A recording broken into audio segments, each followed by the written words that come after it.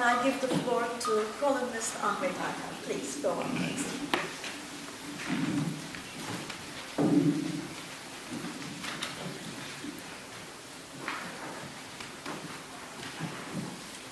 Hepinize merhaba. Say hello to all of you. Ağır bir salon burası. Bunun ağırlığı altındayız hep beraber. Bugün daha çok ben sizlerden gelen, sizlerin merak ettikleri soruları cevaplamaya çalışacağım ama bir giriş olsun diye Türkiye'de siyasetin durumunu ve bir parçada medyanın durumunu anlatmak istiyorum.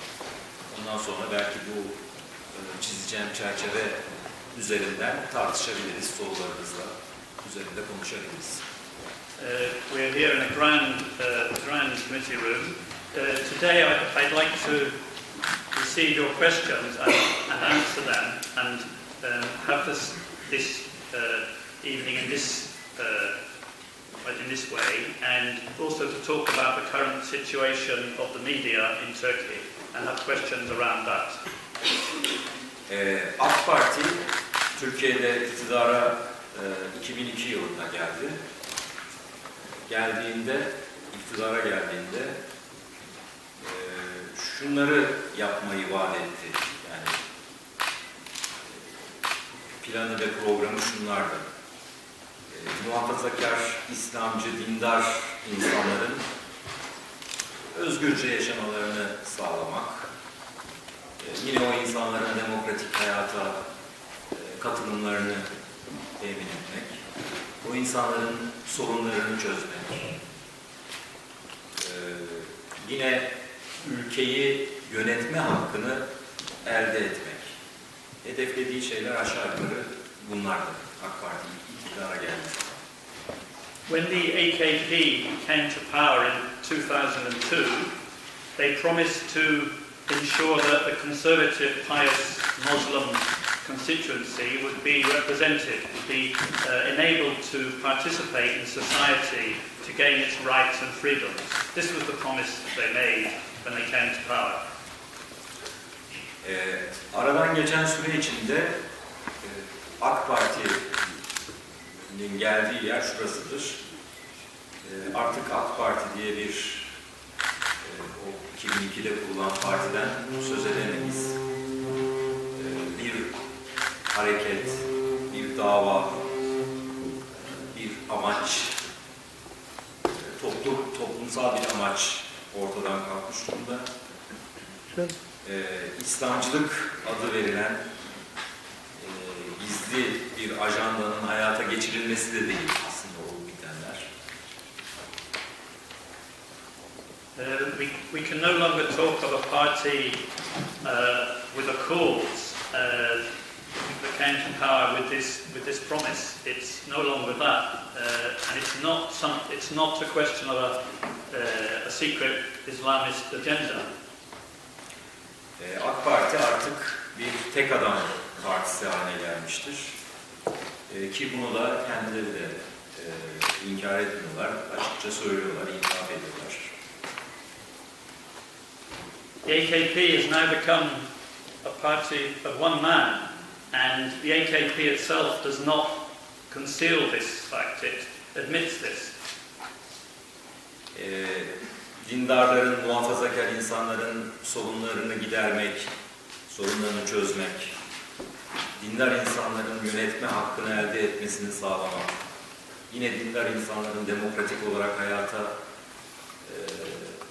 intibak etmeleri birinci hedefleriydi. Their initial goals were to ensure the political participation of conservative, pious people. That was their initial aim. Bunlardan şöyle bir hedef söz konusu olabilirdi. Bir İslami ajandayı hayata geçirmek, İslamcı bir projeyi Türkiye'de egemen kılmak, İslami hareketin iddialarını yerine getirmek ve bir model oluşturmak, İslami bir model oluşturmak. Secondly, they had an aim to ensure that an Islamist movement came into being, to establish an Islamist model. Bunu yapmadılar. Şu anda yapılan, varılan nokta bir tek adam yönetimi, otoriter bir tek adam yönetimi. Tek adamın hakim olduğu bir ülke. But this did not happen, this second aim. What happened was that a one-man, an authoritarian man was consolidated in power. That is what has happened in effect. Yani ortada bir İslami proje yok. Bir İslami dava yok. Kapsamlı, başı sonu belli bir ideoloji yok. There is no Islamist project or Islamist cause that is being pursued. No ideology. Peki ne var? Şöyle bir şey var. Yani nasıl bu Macaristan'da bir Hristiyanlığı da kullanan otoriter bir adam varsa, nasıl işte Amerika'da şimdi güçlü ABD diye ortaya çıkan Trump varsa. Yes, what exists is similar to what exists in Hungary and what may happen in America with Trump. Nasıl dünyanın birçok yerinde otoriter yönetimler, değişik ve farklı değerleri ön plana çıkararak bir tek adam yönetimi sergiliyorlarsa, ortaya çıkarıyorlarsa. In various places in the world there are authoritarian one-man regimes that have come into being. Türkiye'de de bazen aşırı İslamcı takılan, bazen aşırı milliyetçi olan, bazen ulusalcılık yapan, bazen 70'lerin Adalet Partisi gibi olan, bazen Osmanlıcı olan, bazen ezilenlerden yana olan, bazen İcraat ve Hizmet Partisi olan, bazen aşırı delikanlı, bazen içe kapanmacı, bazen dışa eğlenen. Devam edeyim mi? So in Turkey too this has happened, and this regime on occasions is extremist Islamist or extremist nationalist. On other times it resembles the Justice Party of the 70s. At other times it has a neo-Ottoman agenda. At other times it represents or tries to represent the oppressed. At other times it is particularly macho. Bazen alttan alan, bazen aldanan, bazen aldatan. Sometimes it feigns offence, being offended, claims to be offended. Other times it ignores this kind of behaviour. And other times it deceives people. Tüm bunları sadece ve sadece aslında bir tek adam yönetimini pekiştirmek ve bunu sürdürmek için kullanan bir anlayış. Karşı karşıya, Türkiye'nin şu anda karşı karşıya kaldığı olgu böyle bir olgu. Bu yani böyle bir olgunun ortaya çıkması için çeşitli araçlar da oluşturulmuş durumda.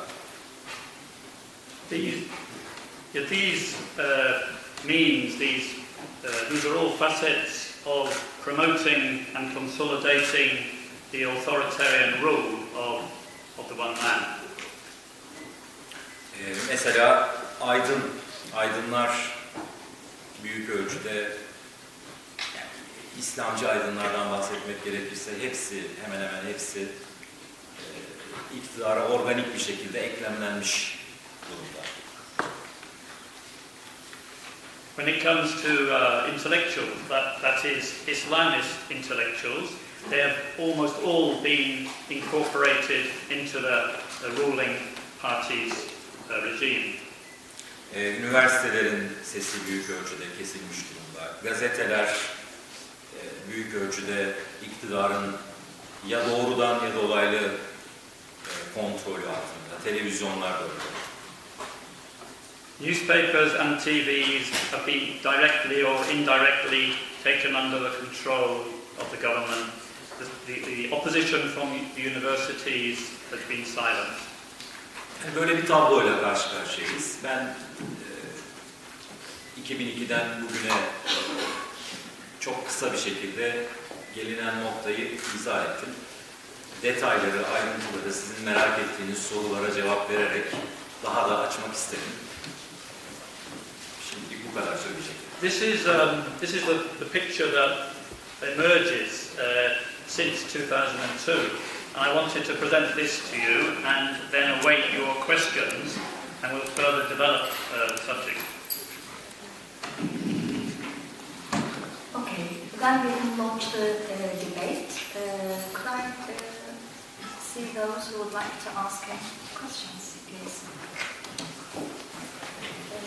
Yes, please.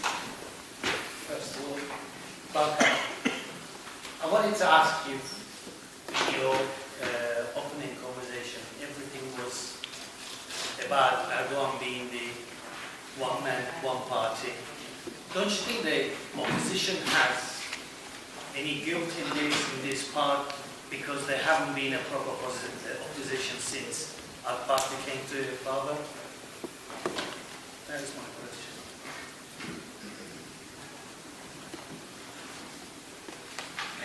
Muhalefetin etkisizliğinin bir rolü olabilir. Yani eğer de sormak istediğiniz o. As well as you say one party. CHP is a one party, one man party. MHP is exactly the same thing. We see what's happening now.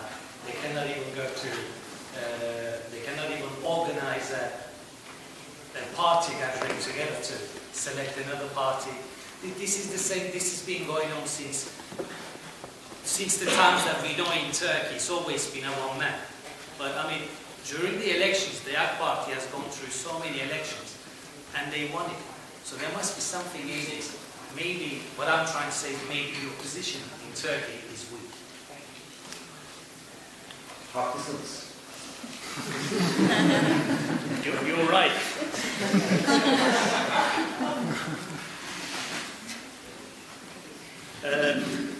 Yes, the ineffectiveness of the opposition has certainly played a role in this. Evet, zannediyorum bu kadar kısa bir cevap verecek Ahmet Bey burada. O zaman ikinci soruyla devam edebiliriz. Sorry. Okay. Well, I think that will be a short answer. Then we can go on with the second question. Yes, please, lady. I want to ask you a question. What are your views on the Democratic Party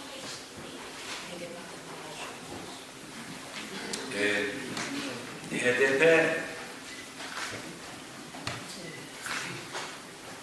7 Haziran'dan önce önemli bir fırsat yakaladı. Türkiye'nin bütününe hitap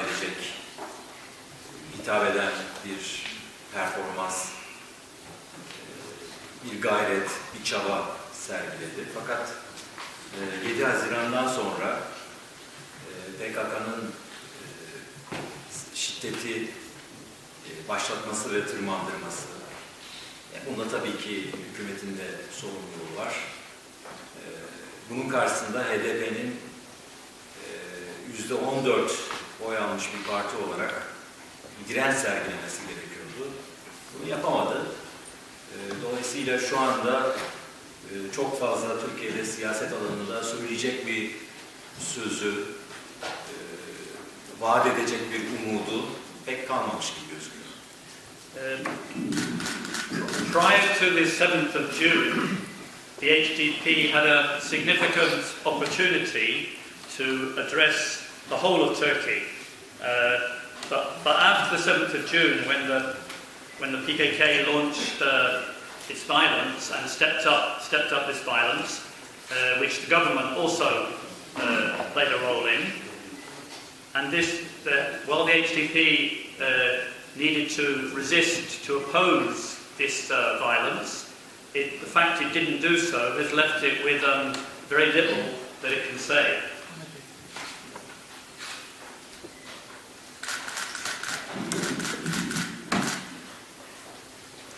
Gentleman in the back, please. Yes. Do you need a microphone? No, you need to speak in English though. Yes, So, please. no, you need to speak in English. The gentleman in the back, that's whom I gave the word to. Yes, please. If everything you described about Erdogan is true, then it's clear he's violating the Constitution. Because you can't have a one party led by someone who's not allowed to run the party. Which is why Erdogan wants to change the Constitution. Why hasn't there been a legal challenge to the way Erdogan is acting now?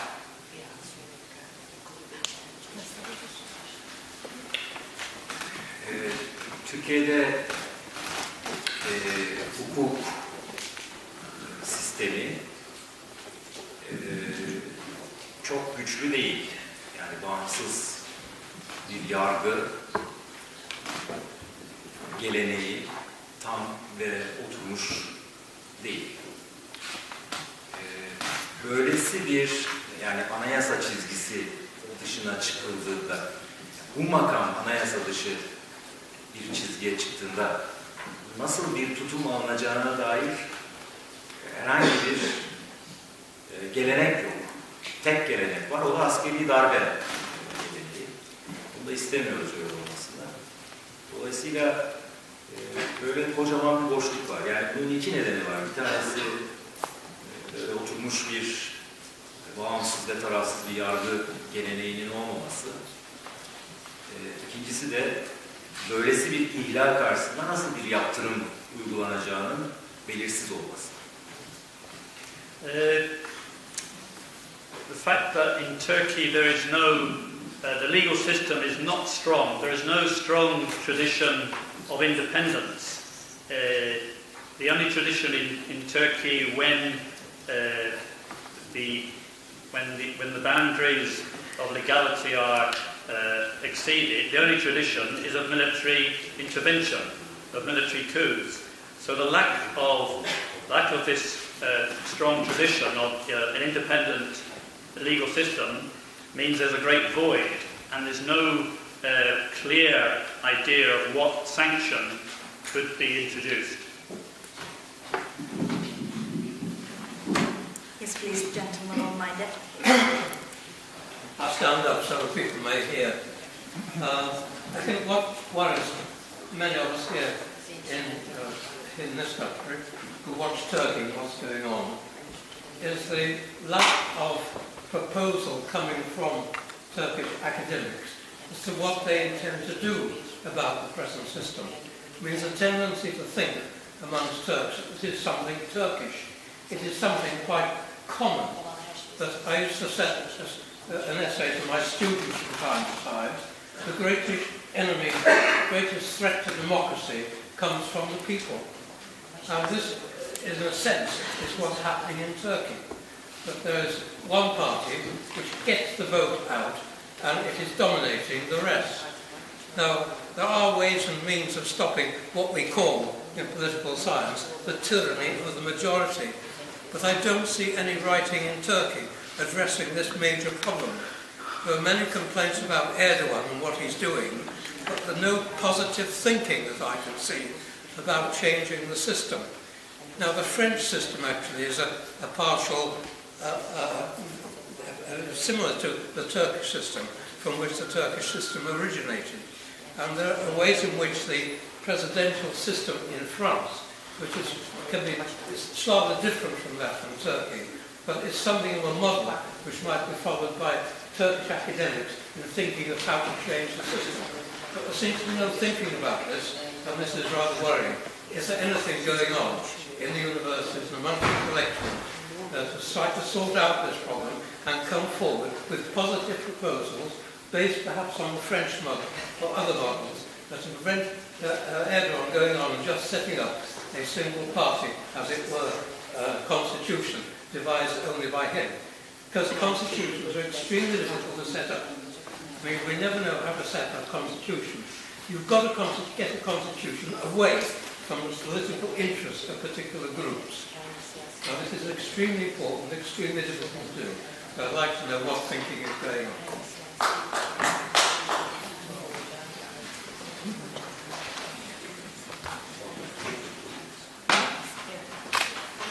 Şimdi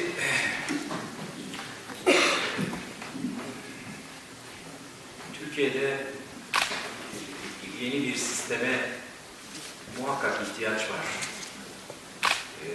Bu yeni sistemin nasıl bir sistem olacağı ile ilgili bir tartışmaya da muhakkak ihtiyaç var. Neden olmuyor? Neden doğru dürüst böyle bir tartışma Türkiye'de yapılamıyor? Üniversitelerde, siyaset alanında, akademide. Bunun nedeni şimdi anlatacağım. Onu çektikten sonra. Yes, there is undoubtedly a need for a new system in Turkey and for a debate. Why is this not happening in the universities? Why can this not happen? Cannot happen? This is what I will now explain. Türkiye için yani bence başkanlık sistemi de olabilir, yarı başkanlık sistemi de olabilir. İşte mevcut parlamenter sistem biraz daha düzeltilerek de gidilebilir. Fakat Türkiye'deki tartışmanın ana konusu bu değil. Türkiye'deki tartışmanın ana konusu şu. Türkiye demokratik bir ülke olmaya devam edecek mi? Bir hukuk devleti olmaya devam edecek mi? Kuvvetler ayrılığı olacak mı, olmayacak mı? Esas tartışma bu noktada düğümleniyor. Dolayısıyla tarafların biri kuvvetler ayrılığı devam etsin, demokrasi devam etsin, hukuk devleti devam etsin diye çaba sarf ediyor. Diğeri ise kuvvetler ayrılığını fazla dikkate almayalım, bu bize ayak bağı oluyor. İşte yargı çok fazla denetlemesin, bize ayak bağı oluyor. Yani böyle Türk tipi, Türk usulü bir şey istiyor. Yani tartışma bu iki farklı görüş etrafında şekilleniyor.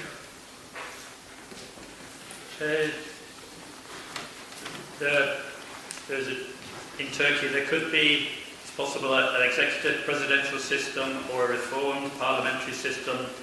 But the main topic of debate in Turkey is whether Turkey will continue to be a democracy with a separation of powers, with the state of law, which is what one of the sides in Turkey wants to continue, wants this to be to continue, whereas the other side sees the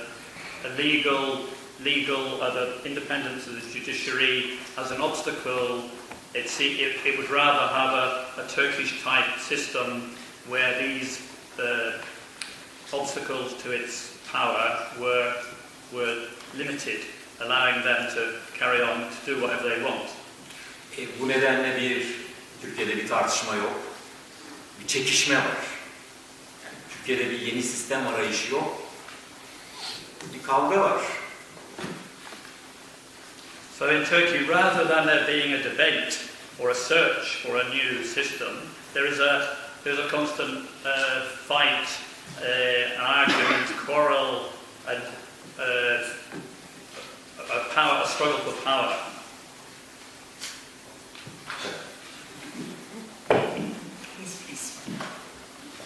Hi. You mentioned that the AKP today has become different from what it was in 2002 in that it has become a lot more flexible in its ideology. You could even say opportunistic in its ideology. And at the same time it has become a single-person party. So what is it then that holds this party together? Because when we see the old cadre, the old people who were in this for maybe 30, 40 years and this cause are gone, and also ideologically the party has become much more blurred. And isn't this a source of weakness? Just repeat isn't this a source of weakness also?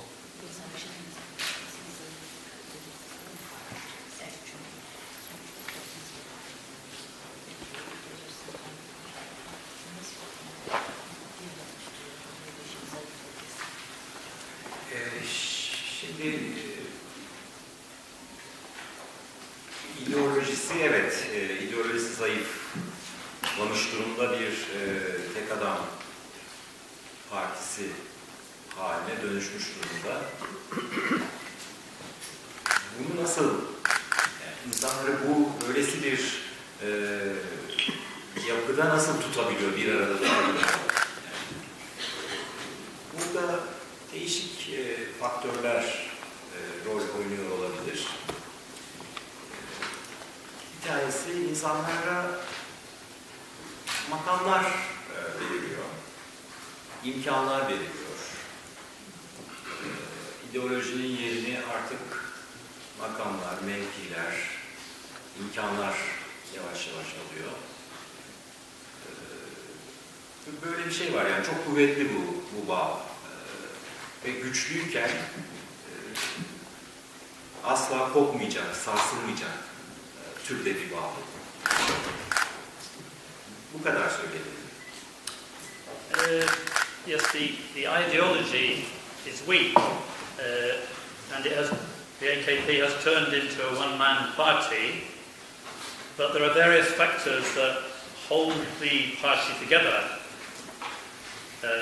People are given posts, office, and possibilities to accomplish things, and so the tie is actually quite strong, very strong, and I think that's what I can say about the way the party is held together.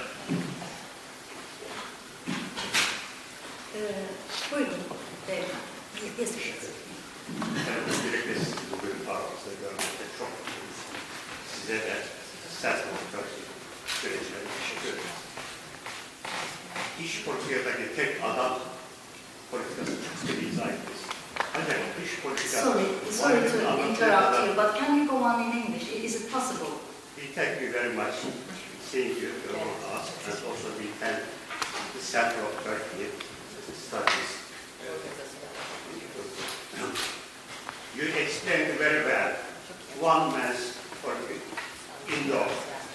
But how about the dış politik, foreign policy? Is it as dangerous as the opposition has and which we secure and we trust? What's your view?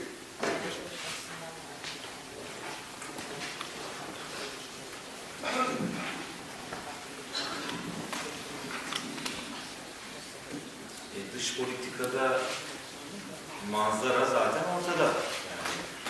Ama açın biraz. Gördüğünüz yerler var. Ben de sizin gördüklerinizi görüyorum. Yani işte Suriye'de bir vatağa saplanmış durumda. Rusya ile kavgalı, Amerika ile arasında değil, Avrupa ile problemler, Mısır, işte bir İsrail ile barışmaya çalışıyor. Yani tam bir bataklık. Herkesin gördüğü şey. Yani benim özel bir bilgim yok bu konuyla ilgili. Bu da zaten benim deminden beri anlatmaya çalıştığım bir tek adam rejiminin dış politikası yani. Tek adam rejimlerinin dış politikaları biraz böyle oluyor. Hatta bu biraz daha kötüsü.